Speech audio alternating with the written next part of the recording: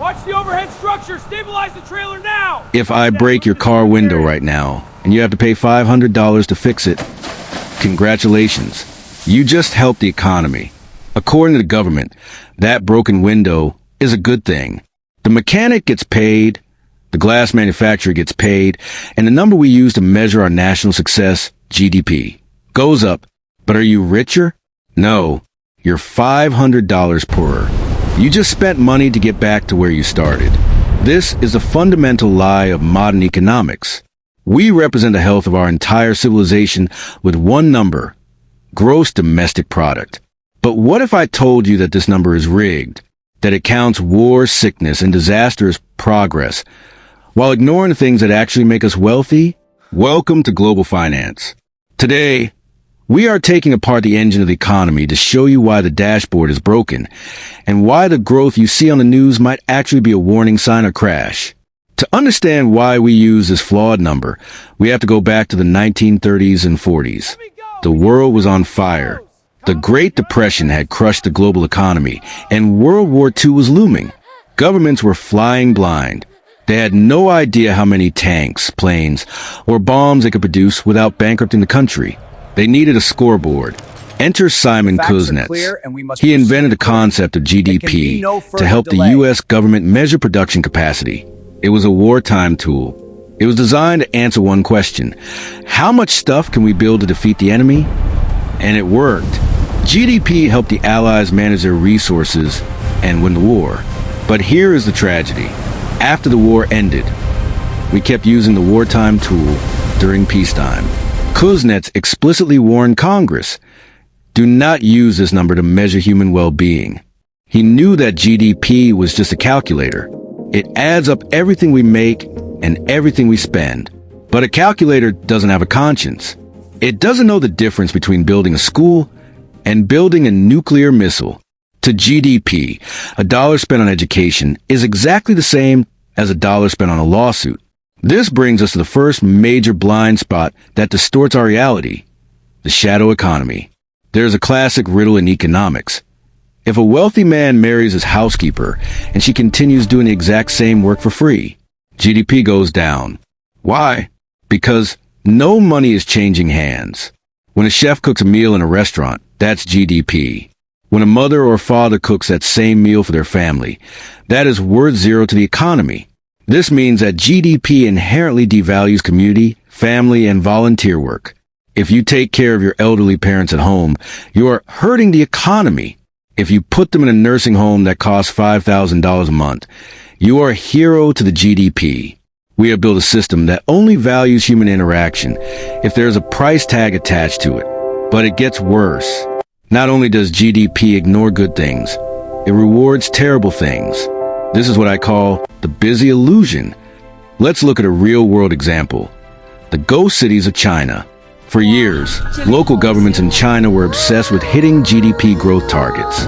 To do this, they borrowed massive amounts of money to build apartments, airports, and malls. On paper, this looked amazing. Construction creates jobs, buys concrete, and uses steel. The GDP skyrocketed. The world applauded the Chinese economic miracle.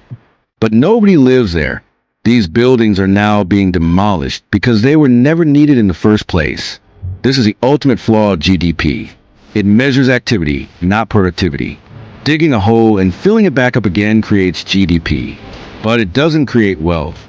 It just wastes energy. If a country builds bridges to nowhere, its GDP goes up, but its future is being mortgaged. Now, let's look at how this affects you in the modern age. 30 years ago, if you bought a set of encyclopedias, a GPS device, a camera, and a CD player, that cost thousands of dollars. That spending boosted the GDP. Today, you have all of that in your pocket for free on your smartphone. Technological deflation is making our lives objectively better, but it makes GDP look worse. Think about healthcare. If we found a cure for cancer tomorrow that cost $1, GDP would crash. Why? Because the billions of dollars spent on chemotherapy, hospital stays, and insurance administration would vanish. We are in a bizarre situation where we are rooting for a number that actually punishes efficiency. A sick, inefficient, broken society spends more money to fix itself than a healthy, efficient one. But the biggest reason you need to stop trusting the headlines is that the number simply doesn't apply to you. The average lie. Let's say you are in a small bar with 9 other people. You all earn roughly $50,000 a year. The average income in that bar is $50,000. Now, Elon Musk walks in. Suddenly, the mathematical average income in that bar is over $1 billion. According to the GDP per capita data, everyone in that room is now a billionaire. But are you? No, you still can't afford to buy a drink. This is exactly what has happened to the global economy since the 1970s. The line on the chart looks great. Productivity is up. Profits are up. But the wages of the average worker have barely moved when you adjust for inflation. When a politician says the economy is growing, they are telling the truth about the total pile of money. They just aren't telling you that the pile is only growing for the people at the very top. There is one final trick they use to keep the GDP number looking good, and it's called hedonic adjustment. This is how the government tweaks the data. Let's say the price of a new car goes up by $5,000. Normally, that would look like bad inflation. But the government statisticians say, wait, this new car has a better stereo and safer airbags. So actually the price didn't go up, the value went up. They adjust the numbers down to make inflation look lower and GDP look higher.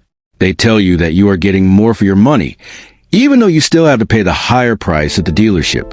It's accounting magic designed to keep the stock market happy, while your grocery bill keeps climbing. So, if GDP is a lie, what is the truth? Smart economists are already moving to new metrics. There's a GPI, Genuine Progress Indicator, which subtracts things like pollution, crime, and resource depletion. There's the Human Development Index.